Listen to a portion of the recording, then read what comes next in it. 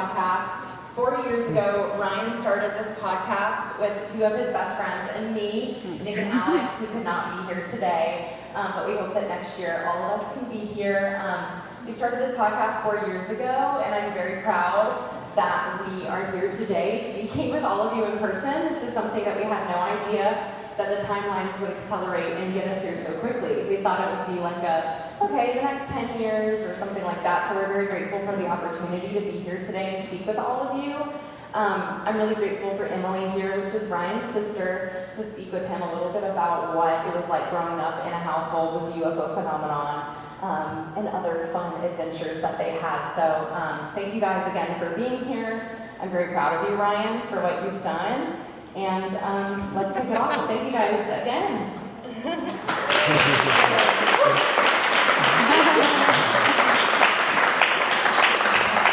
Hey, give it up for my wife. Didn't I score?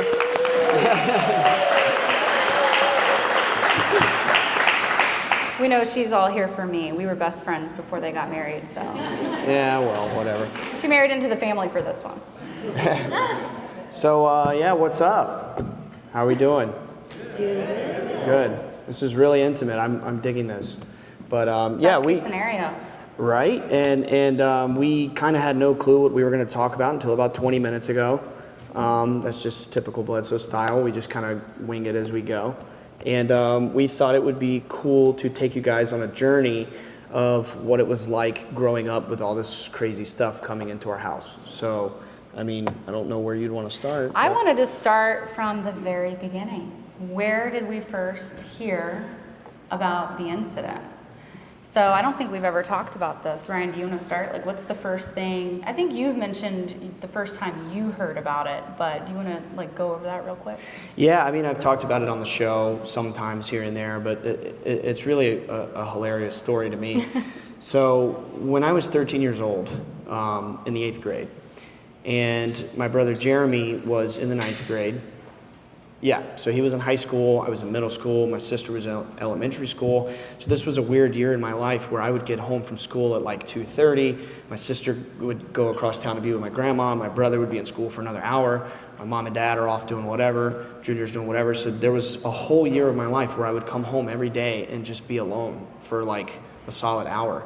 And over this year, I developed the routine of walking next door to be with my grandfather and my grandmother to watch The Young and the Restless. And I loved it. I mean, it was drama. And, you didn't talk when it was on. I mean, am I kidding? You're not allowed to talk No, when you don't Mama talk Faye is when watching The Young and the Restless is on. And, volume all the way up. Yeah. Oh, yeah, Papa was deaf. Junior? 5 o'clock every day. Well, for me, yeah, I mean, it was like all evening, but I'd get home around 3 o'clock, 2:30. And, one day was a little different because I got off the school bus coming over to watch The Young and the Restless with my grandfather. And he said something really weird that stuck with me for the rest of my life. And he said, "Boy, your daddy's been smoking dope and he saw green boogermen in the forest." And I said to myself, what does that mean? That's really weird. And, my dad gets home that night. My brother gets home. I think Junior was working with Dad at the time. And I get home, or Dad gets home, and I ask him about this. Papa said you were seeing green boogermen in the woods. And he's like, "No, really." And, they told us the story, and it was like my life was changed from that moment. And I just knew at that time that they were telling the absolute truth because I could see in their eyes, everything that they were explaining to me, and it was just unreal. And I don't know about your first time, but that was my first time. I don't know exactly. I wanted you to explain it first because Ryan was the first one who told me about it. So he had to hear it first, and then I got to hear about it. I don't know if it was that day or the next day, but Ryan was so excited. His first instinct was not fear. He was like, "Oh my gosh, we are seeing aliens," right? So he tells me this, and I'm 10, and I'm just like, all right, this is it. This is different. What are we talking about here? And at first, I believed it right away. I think I went to Dad and asked about it, and he I'll get into it in a minute, but he didn't remember the entire story at the very beginning. But Yeah, I believed right away as well. Ryan and I both were kind of wide-eyed, and I don't think the fear really kicked in until a little bit after it settled, right? At first it was like, whoa, what? What do you mean? And then it was kind of like, oh my gosh, this is really affecting our family. This is really affecting Chris Jr. This is like kind of intense, right? So we're very young. He's 13, I'm 10, and we're like Tweedledee and Tweedledum, and he's like, oh my gosh. And then it became very quickly like, okay, let's protect Emily and not talk about this thing. So then it was a little bit of a period of confusion, right? And I couldn't really get answers. So I'm just like, all right, well, we're seeing this stuff, but I don't know anything about it. I know, you know what I mean? So then we start seeing it. And of course, I'm building my own connection and understanding of what's going on from my own experience. But yeah, Ryan was really the first one who told me, and then it took off ever since. So Yeah, that sounds about right. I was always really interested in this stuff right from the beginning, and it was this craving. I mean, Dad could tell you better than anyone. He was telling me last year, and it was something that he said for the first time in 17 years that I was like, wow, I never thought about that. But you know, we were kind of having a moment, and he was telling me like he was so proud of what we were doing, building our house. Junior was living with me for 3 months. We were, you know, just, it was this amazing period in my life. And we had a lot of nights just chatting under the stars and everything. And he told me last year, you know, son, it was very hard for me to have young children coming to me and saying, Daddy, I want to know more. I want to know more. And not having all the answers that, that I was seeking. And, you know, he wanted to know more too. So yeah, and I had this craving to learn everything about it, you know, and it was unreal. It was like being inculcated with a desire to seek everything that I could seek.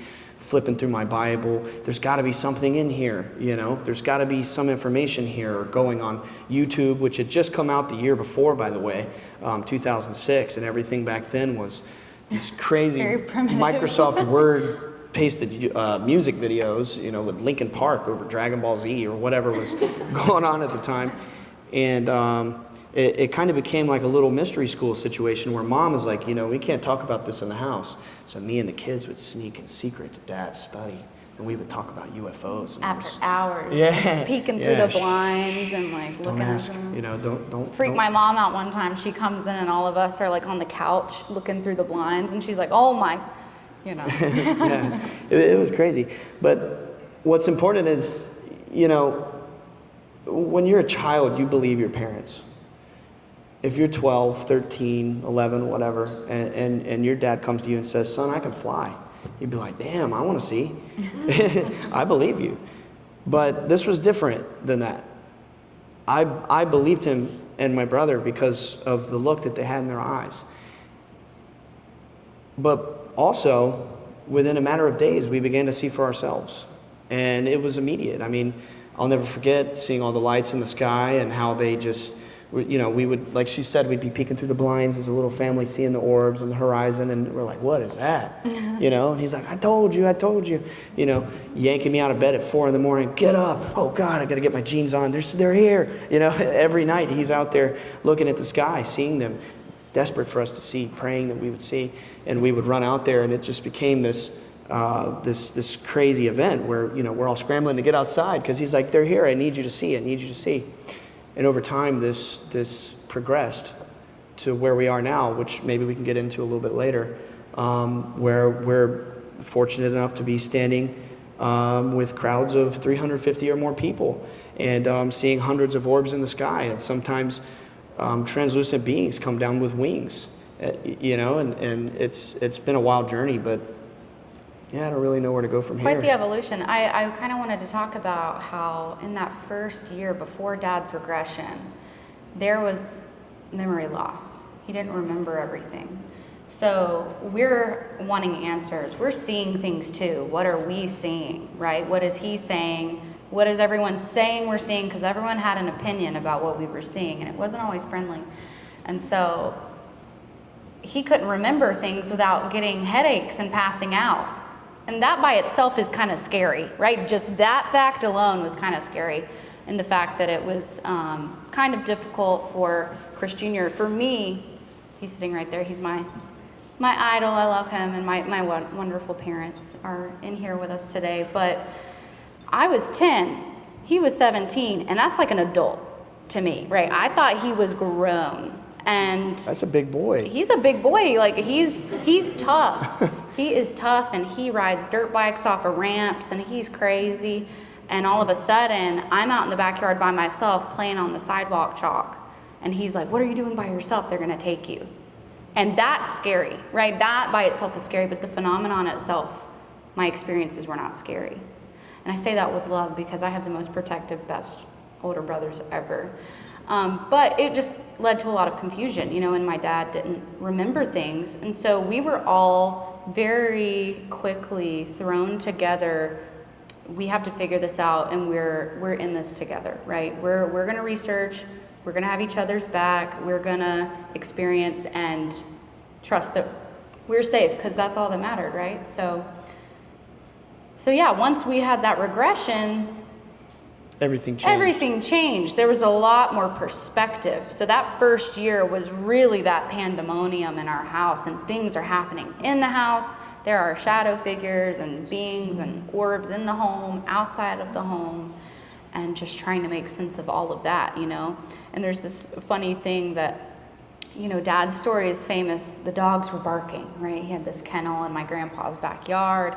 Anytime the dogs would bark, though, for that first year, we would be like, They're here. Oh my God. So, and you could hear them. If they were barking loud, you could hear it, right? Because we're neighbors. And anytime it would happen, we would just be silent and stare at each other like, wait, what do we do? Do we go outside? Do we want to see it, or do we not want to see it? Because that's kind of, like intense.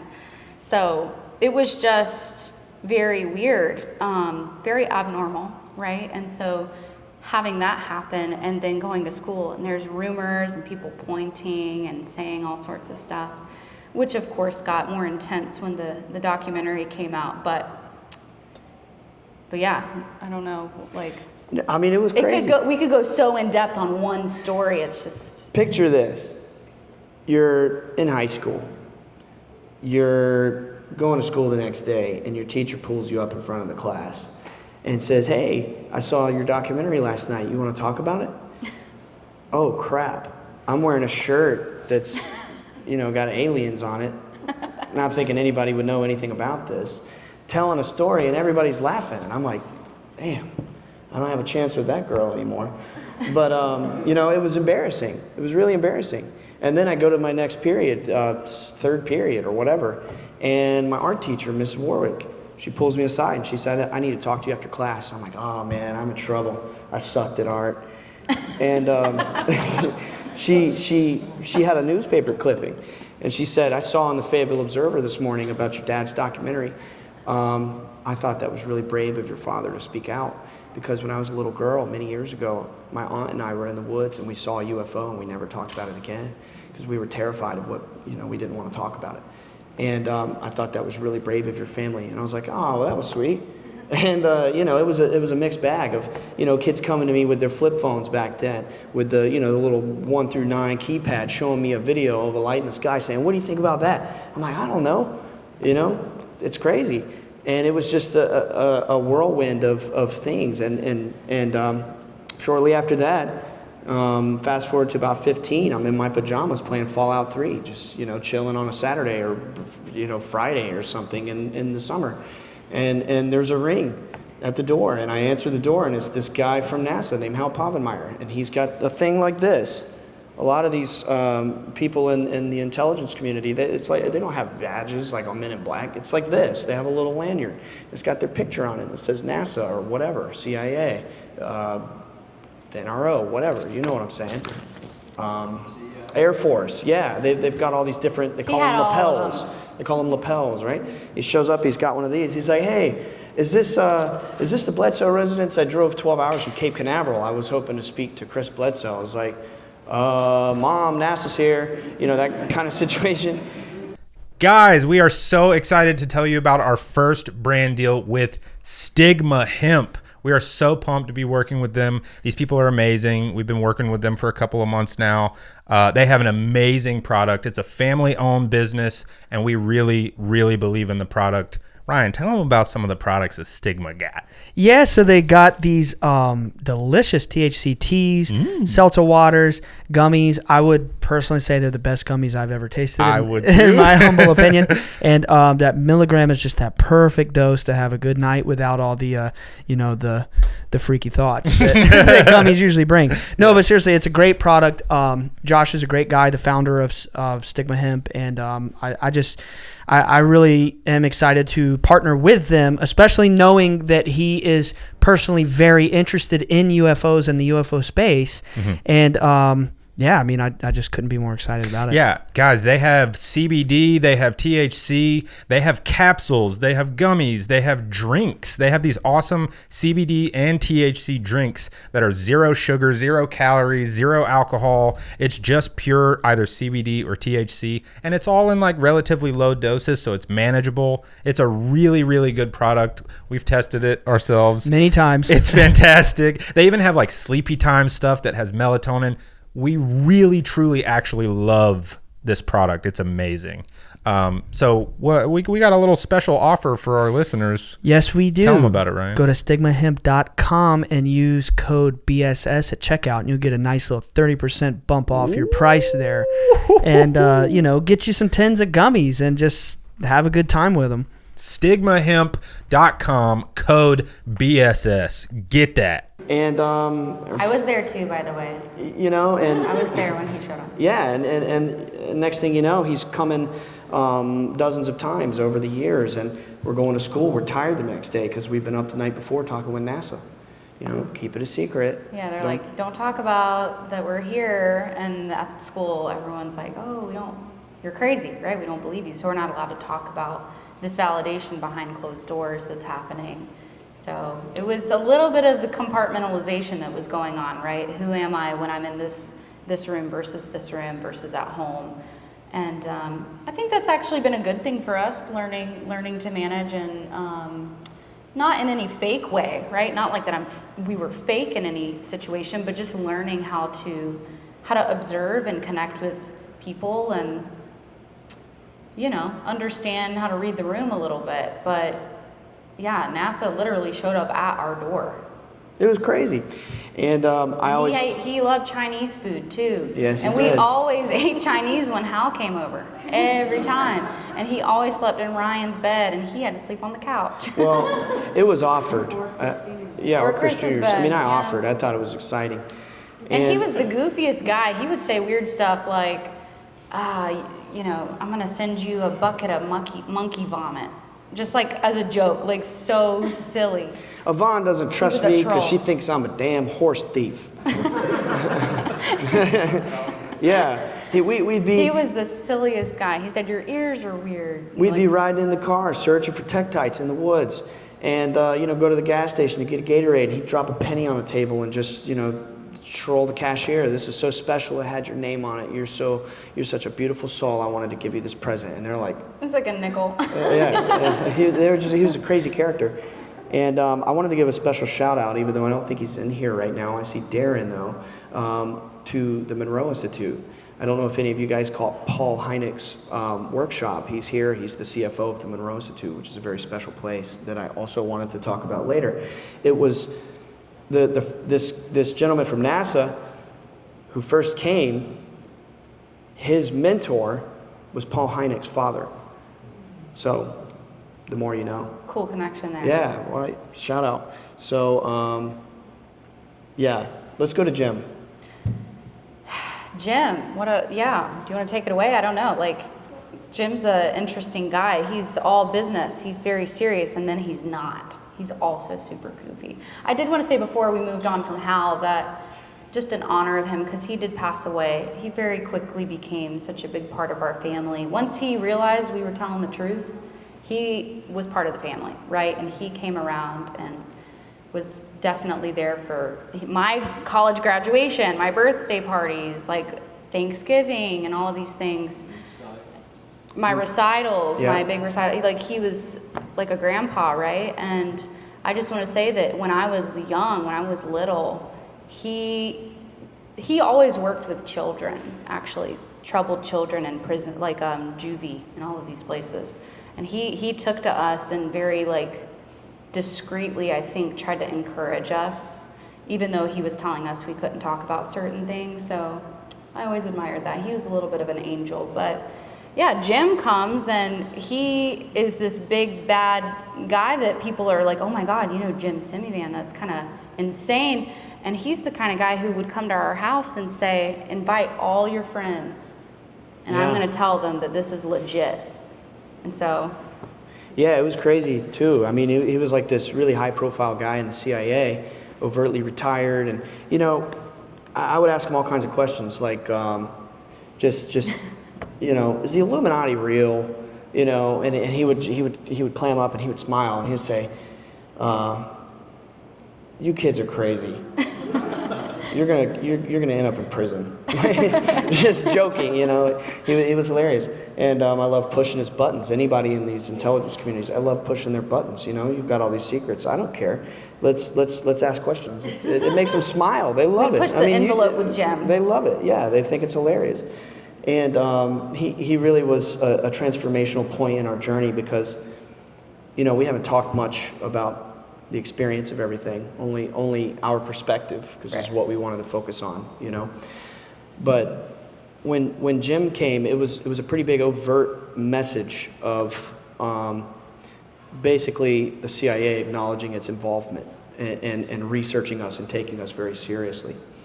And you have to understand, for a little family who for many years was blackballed by the UFO community and by the Christian community, which is a part of our surrounding area, you know, in North Carolina. Nobody wanted to play ball with us. It was us 4 kids and Dad and Mom too, by proxy. I mean, you know, she wasn't always into it, but she was there. She was a part of it, and you know, here we are. And you matched the vibe, by the way, of the conference. You got the shawl with the crystal necklace. I mean, Mom is decked out.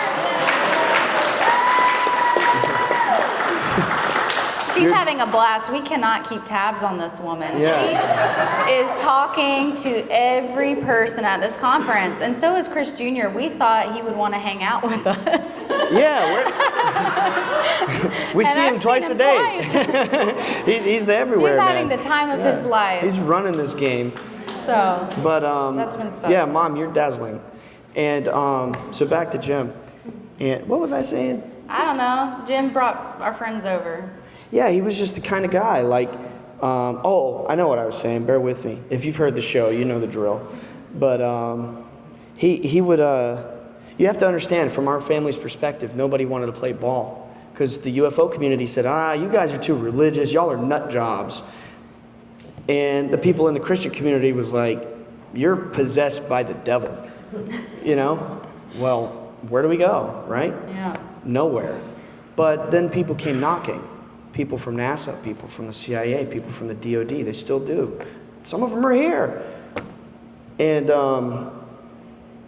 it showed us that there's somebody in this world that's taking us seriously, that there's somebody credible who's interested That in was sustaining for us in a lot of ways. And it A few key figures coming in. There were some spooks, don't get us wrong. There were some people coming in that didn't always feel right, you know what I'm saying? But there were some people like these figures that were beacons of light for our family. yeah. And some not so many, and that's just life, right? Sometimes you're at a house party and there's a dude in the corner that, you know, it's like, I don't want to be near him. It's like that in every situation. It's like that with government officials. It's like that with pastors. It's like that in every asset of life or facet of life. You know, there's always some good and some bad. And, you know, as my dad always says, and it's a truly wonderful perspective, people in the government are no different than you and me. Some of them may have an agenda that they have to carry out. Some of them might be really nice people and finding themselves in an incredible position to make change with their status or whatever. But I don't want to hover too much on government. We just want you to understand our perspective growing up, you know, from our teen years up into adulthood, what it was like in our house, what it was like. Can I share a story? Twist my arm. Okay, this is just a fun little full circle moment. I'll keep it brief, but the keynote speaker here is Josh Gates. He's been on television. I'm sure you know who he is.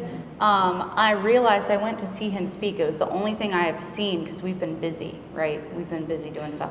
It was the only thing I went to see, and I realized that the first show he did on the Sci-Fi Channel, Destination Truth, came out the year that the incident happened, when Dad became a recluse, and all he did was hang out in his private room, and we hung out and watched TV shows, right? We watched Destination Truth. And so we're here seeing this dude on TV, and I'm like, wait a second. Here we are 18 years later, and I'm like in the room with the guy that we were like sitting there wondering, what are we going through? And there's this guy on TV like doing all this wonderful, amazing stuff and some paranormal stuff, and we were just eating it up like, oh my gosh, is this it? Is this what we're seeing and going through? So that and like the Bigfoot shows and the ghost hunter shows, that was really what we were jamming to after school in the evenings. Dad loved it. I loved it too. Yeah, it was crazy. Imagine a world in 2007 where there's not really social media. Facebook's out, what the heck is that? They play Farmville. And YouTube had just come out, and there wasn't really any way to rapidly learn information. So we flocked to television, and we would watch these cheesy paranormal shows, in search of Bigfoot, ghost hunters, UFO files, UFO hunters, as if there's a difference. Oh, loved it. And we thought we were learning, listening to all this, television, and there was that little blurb on the screen. If anybody's wondering how the government got involved, there was this little blurb on the screen that said, if you've had a sighting, report it at MUFON.com. So That's anyway, what he did. Yeah. And the rest is history. I wanted to just carve out a little slot here to give a shout out to the Ohmies. If you watch our show, if this is your first time, what you don't know is that the people that watch our show are the homies that say Om. So for those of you that are here, there are probably 3 or 4 people in this audience right now that you aren't aware of yet that are extremely incredible that will be on the show. So let the mystery expand in your mind, and there's some really cool people here. Yeah. And I see some Ohmies in the audience. I see some shirts. I see some people we've met this weekend. We're just so grateful that you guys would come out and be here with us in person. This is a first for us. It's pretty amazing. So. Yeah, I mean, it's like my wife said. We've been doing the show for 4 years, and again, if you followed from the beginning, you know that we've had this dream of doing live shows and things like that. And as she said, we were thinking, maybe 10 years from now we'll have that opportunity.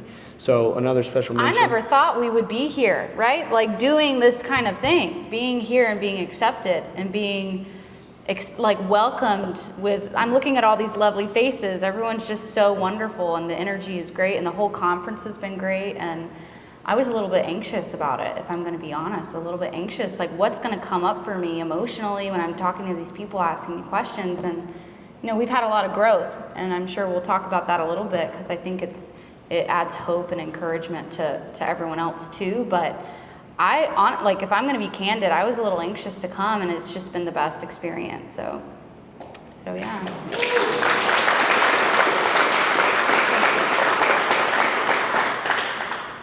So we've kind of skipped our timeline here and hit a couple of things. So maybe we'll just kind of transfigure some things around on our list, and then maybe we could just kind of go off the rails like we usually do on our show.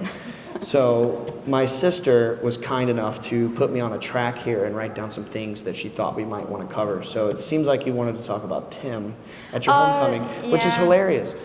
Yeah, so, okay, I'm just going to be very candid again here, if you'll let me. I started getting really annoyed with people showing up at our house. Like, oh my gosh, there's people camping in tents in my yard, strangers, and I'm just trying to do math homework, guys. I have to go to rehearsal, and I can't get in the kitchen because there are crowds of people in my house, right? And I'm like 12, right? I'm 13 or whatever, just trying to go to school, do my thing. A lot of them are government. A lot of them are people wanting healing that heard about us through the grapevine. So that's just a mixed bag. And at school, in our family and all the like circles, it's like, don't talk about this stuff. And then at home, there's these grown adults saying, talk about this. I want to hear your story. What are you seeing? And I just could not handle it sometimes, you know what I mean? And so sometimes I felt a little bit unsafe in my own home. I don't mean that in a really dark way. I loved it. I don't mean it in a dark way. I just mean I was, sometimes a little confused. Like, there's all these people here, and I think it was all worth it. I'm not regretting it, but sometimes I would just get annoyed, like, oh, I don't feel like talking about this stuff, right? Because I had been kind of conditioned not to talk about it. And so anyway, Dad's like, okay, we got another NASA guy coming. And I'm like, great, it's my homecoming night. Friday night, I'm running for homecoming. You're not allowed to miss it, Dad. If you miss my homecoming game, you're dead to me. So, I'm joking. So, I'm not joking. But anyway, I'm like, this guy, if he's coming, he's gonna know the drill. I put my foot down a little bit. I was proud of that. Anyway, Tim Taylor, this big dude, I didn't care. I was like, all right, come on in. You're coming to my homecoming game. So he comes into our house. He's very friendly, He's got this classified PowerPoint that is for the Bledsoe eyes only, trying to show us the stuff. And I'm sitting there like, I gotta go curl my hair. And he's literally like showing me images and stuff I'm probably not supposed to talk about, I don't know. And like handing me metal from Kraft and stuff. And I'm like, guys, I have not finished my makeup. I need to leave in 30 minutes. So he comes to my homecoming game. I ended up winning. So yay. I won 4 years, not to brag on myself. Anyway, he's in the photos out, he's holding my trophy like, look what I did. He's written about in American Cosmic as a ghost. He's supposed to not exist. He has this alias or whatever. Just picture in your brain, this guy is so desperately serious about his mission to come to our house and learn that he had to humble himself and go to a 15-year-old girl's football homecoming game. And that's the reality for us. That's been our lives the whole time. And so I think a really good thing to talk about next is the burning tree. And we've also kind of jumbled the timeline around here because these are just points we wanted to hit. We could talk about like the UFOs or the aliens all day, but there's just so much wealth of other stuff. You've heard it, right? There's so much other stuff that I think is just as important because it's the same yeah, thing. Well, so Burning Tree was what, 2012? 13. Okay, 2013. October 13th. Yeah, so here's what happened. It's Dad's birthday. Wasn't Allentown? No, it was 2000. It was 2012. It was 12. 2012. 2012, October 13th. Yeah, it was the weekend of your birthday or the week of your birthday, and we were celebrating that night next door. I could have sworn Hal was in town at the birthday party or something. It doesn't matter. But one year he did come for your birthday. I thought it was the same night, but it doesn't matter. We're having a birthday party next door. My dad's parents were our neighbors. And, we're having a good night, but it had been raining for like 24 hours. The ground's all soaked, and, it's kind of an important detail for later. And party rounds out. We walk home. It's probably about 8 or 9 o'clock at this point. It's pitch black. We live out in the woods. You walk out the back door and you hear the banjos playing. It's pretty regular. And at one point, my mom and dad look out the back door and they see this fire. And they're like, oh my God, the tree's on fire. I don't know who saw it first. I did. I think you walked out. Yeah, you walked out and you Saw through the windows, sparks in the sky. Yeah, our tree combusted in our backyard. It was this old tree that my whole life going to my grandfather's house. It was, Old dead It was tree. a dead tree that never grew. Carved out on And- the inside, and the inside was erupted in flames. Yeah, and I ran out there with my iPad because at the time I had this iPad and I was always playing little games on it or whatever, taking notes on in college, and I just always had it with me. I ran out there, I filmed it on my iPad, and posted it to YouTube like a year later. And there's this like whole lore about this thing. Someone, Chase Klotsky, comes. She takes samples of it and sends it to MIT, and they confirmed, this is a legitimate spontaneous combustion. There was no combustibles determined by MIT, and people would come from around the world to see this tree. It became this crazy thing, and all this activity would happen around this tree, and this tree sprung forth new life, and it was like blooming bigger than I had ever seen in my whole life, all this life, and the trunk grew taller and all the leaves. And I mean, I don't know where you wanted to go with this, but. Yeah, I mean, I think it's just another example of like how weird it was just being us, but it was casual, right? We're just out there, Ryan's already out there, and I'm in the car with my friend driving home from marching band.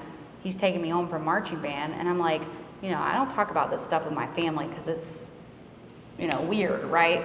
And I drive up in the driveway, and they're like, Emily, drive to the backyard. We drive to the backyard, and there's a tree on fire, and everyone's like, it just spontaneously combusted, oh my God. And I'm sitting there with my friend, and he just kind of drives away like, oh my gosh, like what is going on?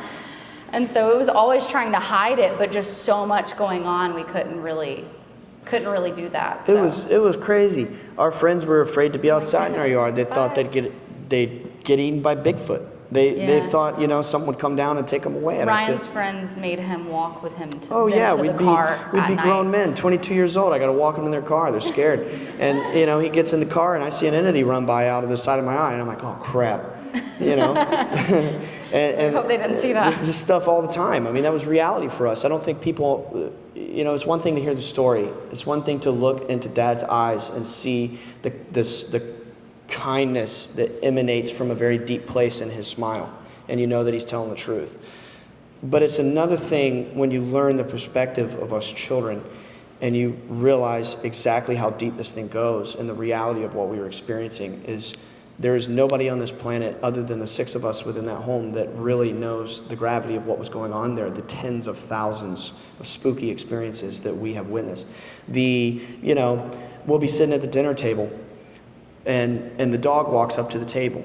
Back door's closed. We're trying to eat. The dog's begging. Dad gets up, takes the dog outside, shuts the door, comes back to the table. Mom was huge about eating as a family. We would always eat as a family. Put your phone away, uncross your legs, don't reach over the plate. I mean, it was very proper. Very proper. We eat as a family. And we're sitting there eating as a family. Get the dog out, Chris. Yeah, I think it was. And, he lets the dog out. We're sitting there another few minutes, and next thing you know, the dog walks up. Dad's like, what the heck? Lets her out, shuts the door. Next thing you know, the dog walks up again. What's going on here? The light outside just flips off. Dad walks outside the third time, take that dog out, shut the door. And we had these fixtures that, like, if you know, like an outside patio light, that it's a bulb, but then it has a fixture that's like screwed in place, so you can't reach the bulb unless you get a screwdriver, and you do all this thing where you unscrew it, you take it off. The thing was unscrewed, it was laying in the bottom. The light just flipped off, and he looked out the window. He's like, why is the light off? The light bulb was unscrewed. And there's thousands of things like that we've experienced that people can't comprehend until you experience it. A crash in the other room and everything's on the floor. Or, walking down the hallway and then something dives through the wall. I mean, thousands and thousands. People can't comprehend the reality that we experience as children. A tree bursting on flames in the backyard and then posting it to YouTube. I mean, it truly was crazy. And, so enough of that. Here shortly, I wanted to get into some Q&A. If anybody had any questions or anything. Just putting it on your radar. Do you want to be thinking of some questions? Is there anything else that you want to hit before we move on? Yeah, I think there's something that's come up a lot this weekend that I'm just really privileged to be able to say. And that is just that in our story, in our family, it was really us versus the world. And I might get emotional, so be on guard for tissues, okay? I'm a very emotional girly, but it's okay. It was us versus the world, and it's almost like if our family didn't exist the way it exists, each individual, the 6 of us, right? Each one is a landmark in this story that no one will ever understand. And so it's like, Earl, here we go. Give them here. Does somebody have tissues? Somebody. I'm not ashamed to cry. I just, I have mascara. Anyway, for real, it's like each of us is a landmark that nobody but us 6 will understand, and it would not have happened if it was not us, right? Our unit. And it's like, what happened to Ryan happened to me. What happened to my dad happened to me. What happened to me happened to my brother and to my mother. And it always felt like that. It always felt like, to me, what happened to my dad, his story is my story. His story is his story, and so on, right? And so it's amazing to hear people say, oh my God, your dad's story. And I'm just like... Yeah, I scratched my head a little bit. I'm like, I'm pretty sure I was in the house. It's really been part of our lives more than it hasn't, if you do the math, right? So I am just privileged to say I have the best parents in the world who kept us together and really And your instilled brothers that. are pretty cool too. Yeah. Yeah. They are pretty great, but it's just been a really lovely thing to be able to realize as an adult, just how hard they worked, how hard it was for them from their perspective. Because, it was hard for us at times, but they held it together, so. Yeah, I took it very personally when my brother and my father were persecuted as a young child, and I swore that it would be my life's mission to go out and try to, help them. And people in the government, some of them good, some of them, and they would say things like, don't go talk about this, people think you're crazy, and make you disappear, X, Y, Z. And I said, you know what, I'm gonna go talk about it. So I did my thing, and that's the story behind Bledsoe Said So. And shortly after that, it was like a year after we came out, then UFO of God came out, and it was this amazing coalition of things happening at once that has just changed our path forward forever. Yeah. And something I wanted to say is that, we're very grateful to be doing this. For us, there is nothing more important than imagine experiencing something so real and so visceral for many years, for more than half your life. I'm 31. This started when I was 13, so that's 18 years. That's more than half of my entire life. It's all I know anymore.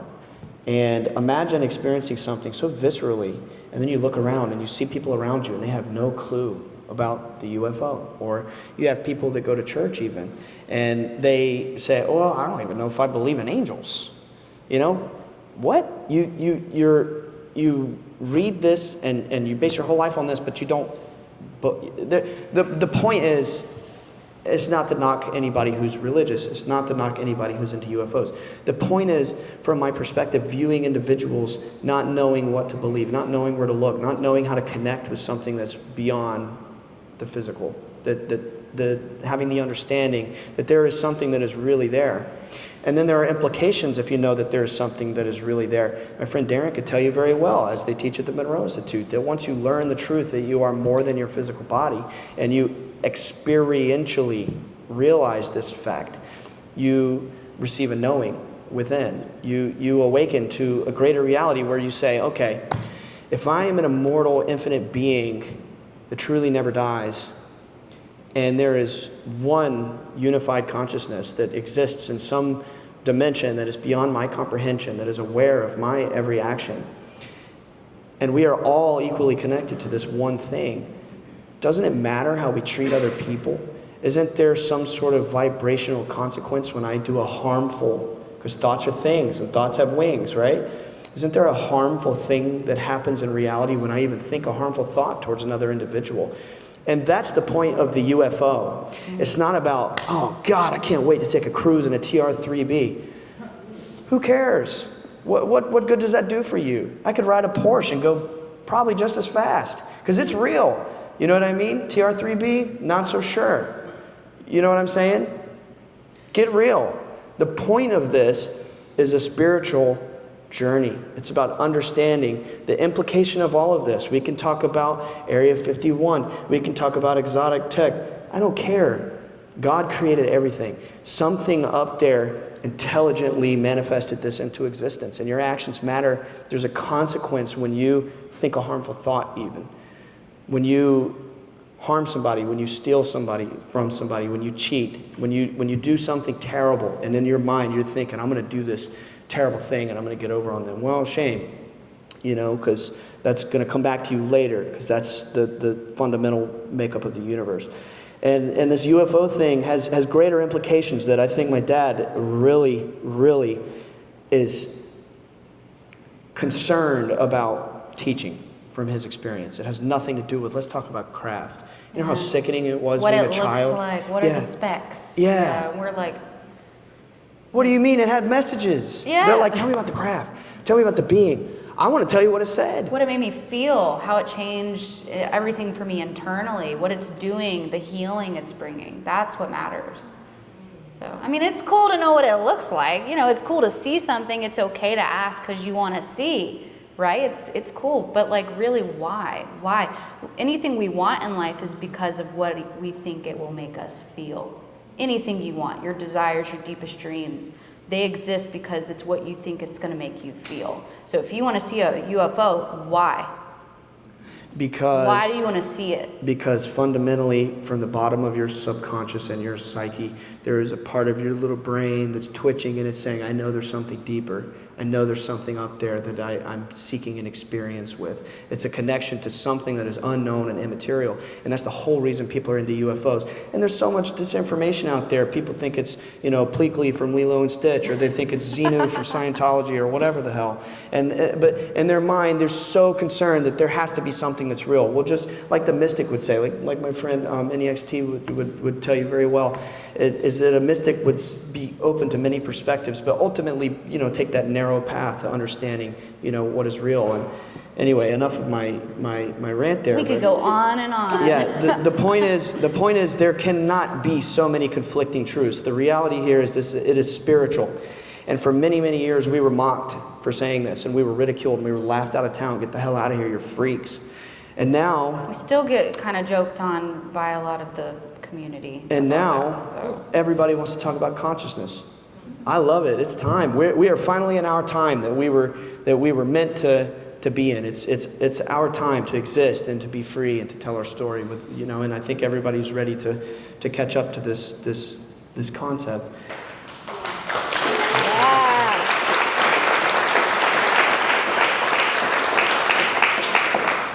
So I kind of blacked out there, so I'm gonna switch gears.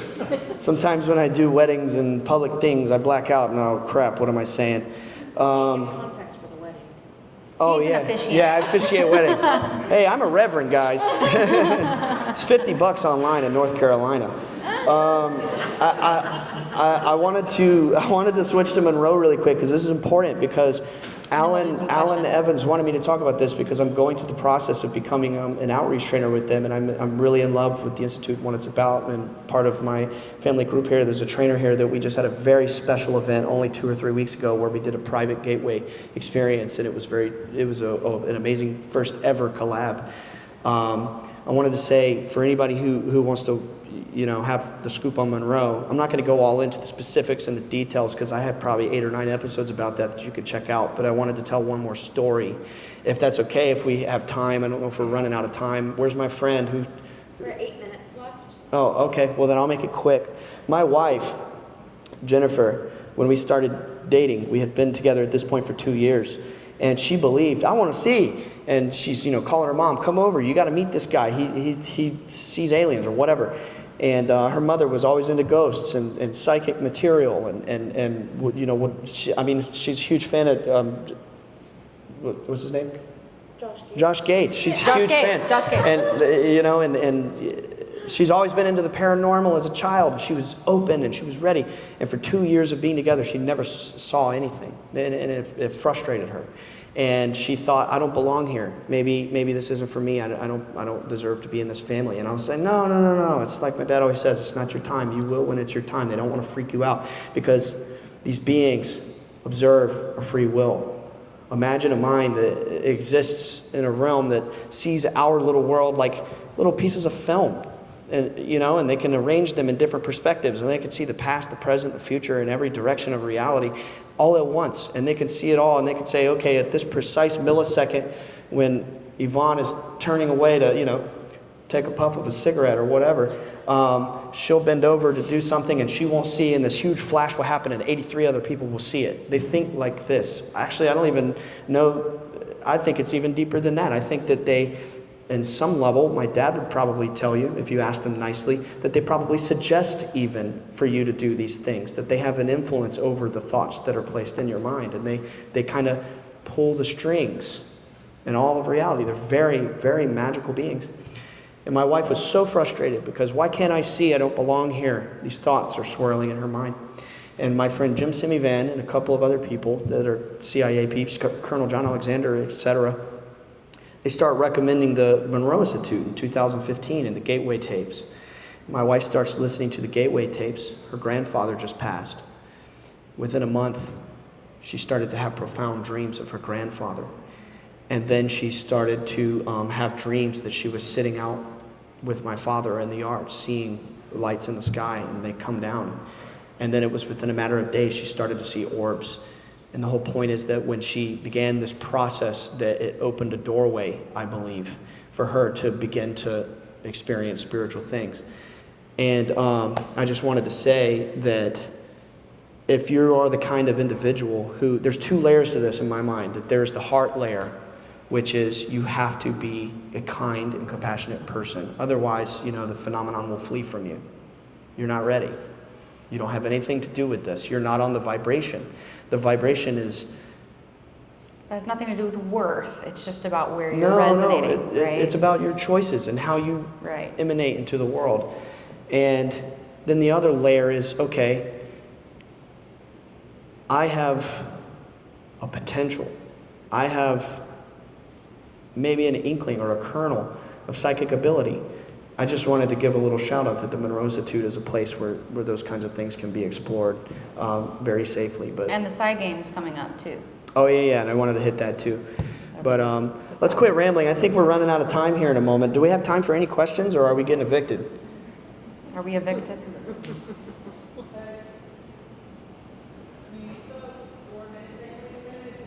4 minutes? 10 minutes is fine? All right. Thank you. 10 more minutes. All right. Let's have a question. What? I don't really have a question, but I just... Can you come up? Can you ask come in up? the We have microphone? microphones here. Yeah, hold on. Okay, this one, sorry. Thank you. I don't really have a question, but I just wanted to let you guys know, in coming to be here and meet all of you, that you can tell how close-knit you are and what a support system you are to each of you. And that you could see when I met all of you. And I think that's such a beautiful thing. And then also realizing, I never realized how, in a way, violating all this is for you. And maybe being violated is a harsh word, but you guys have had to be such open books and really express everything. You don't have anything in a way for yourself to kind of feel like it's keeping you safe. You guys have had to give up really everything to everyone. Thank you and for I just saying want to that. say thank you for that. Thank you for saying that. We appreciate it so much. She's awesome. Yeah, that was very sweet. Thank you.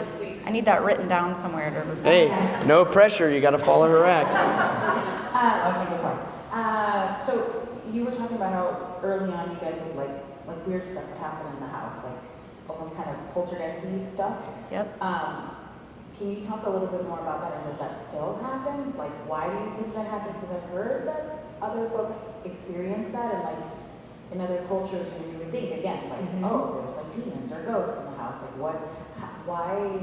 Like, do you guys have any answers to like why that stuff would happen? It does still happen, and I just will say that this phenomenon, at least what we're experiencing, what we have, experience with, is able to do whatever it wants. It's able to appear however it wants, and it is in this spiritual, interdimensional world around us at all times, manipulating, not in a scary way, right? But just like assisting, helping, guiding, protecting, and making things happen. It could pick this up and drop it. We've seen things move on their own, and anything. It can appear as a shadow figure. It can appear as a light being, and there's a whole ecosystem of spiritual things in the universe. There's really no way of us saying. We're just, I guess, speculating on what we've experienced. It can appear as animals. I mean, animals, yeah.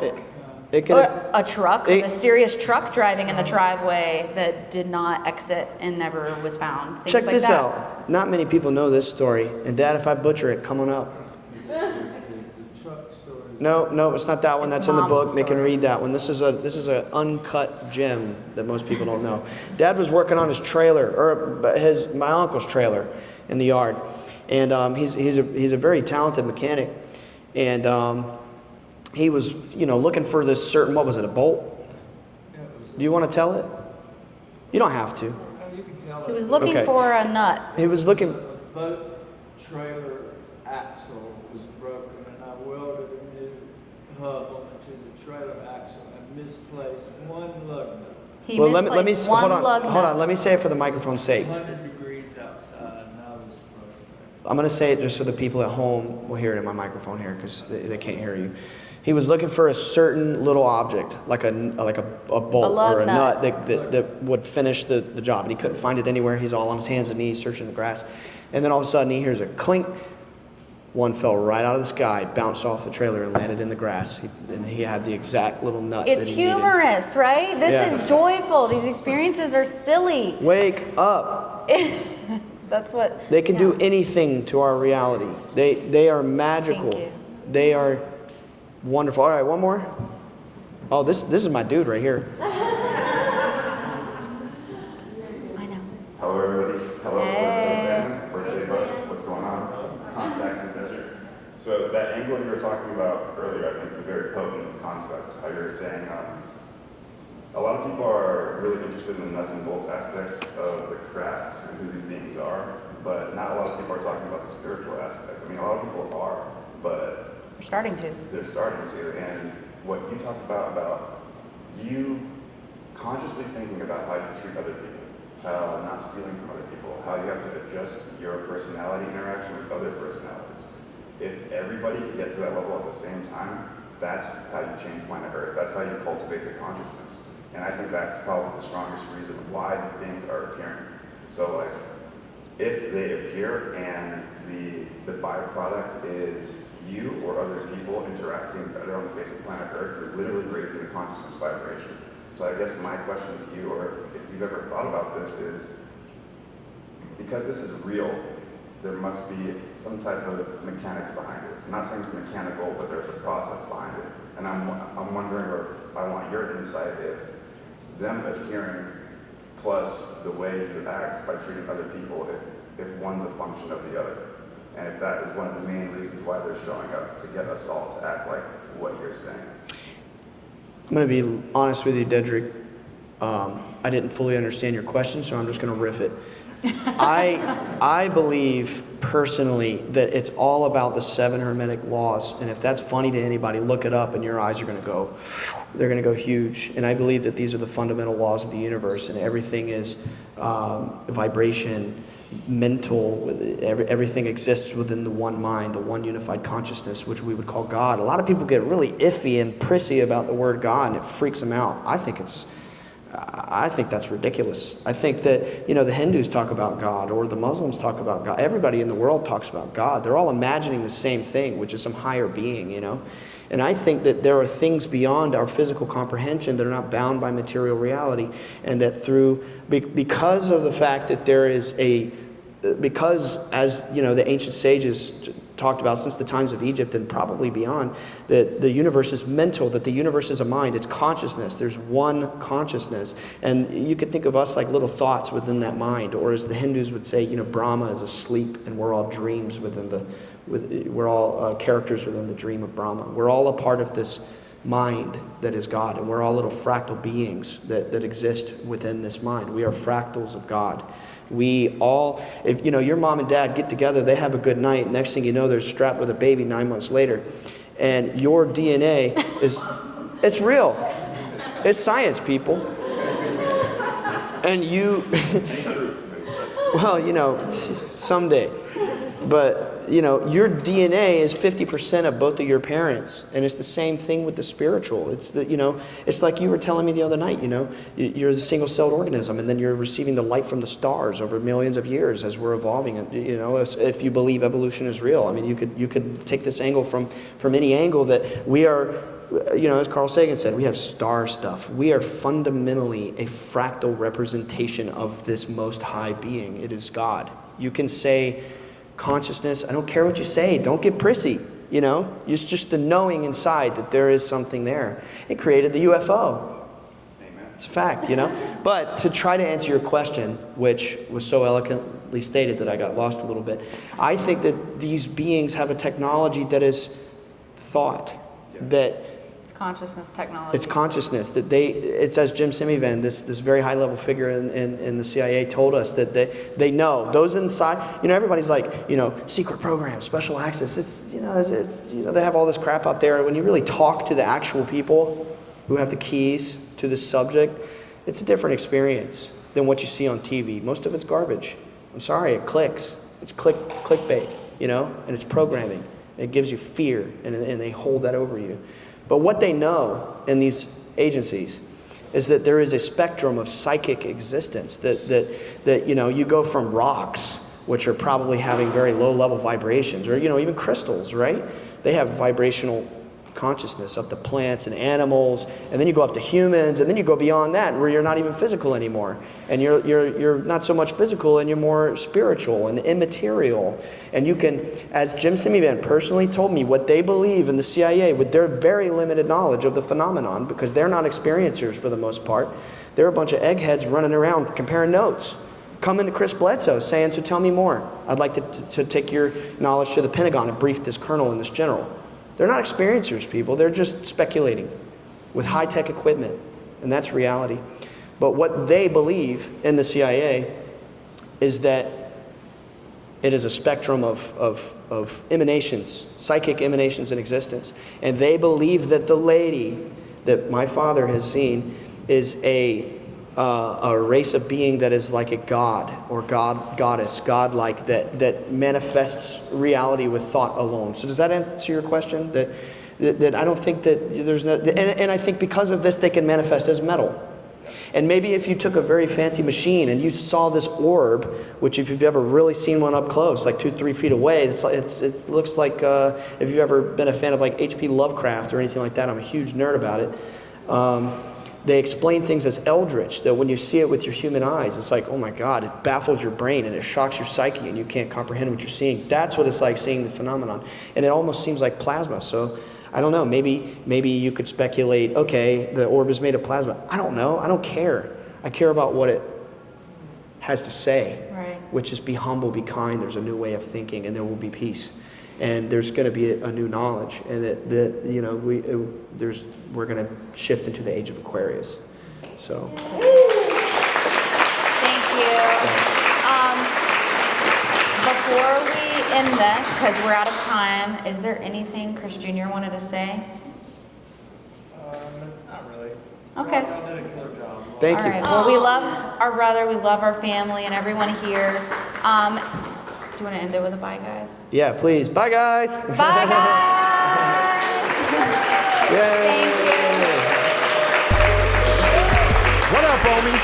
If you like the show and want more, check out patreon.com/Bledsoe Said So. This will get you exclusive weekly bonus shows and access to our Discord community with hundreds of open-minded people just like you. If you want to represent the show, go to bledsoesaidso.com for merch. We have t-shirts, hats, hoodies, and more. For all future updates, follow us on Instagram at Bledsoe Said So. Same time next week.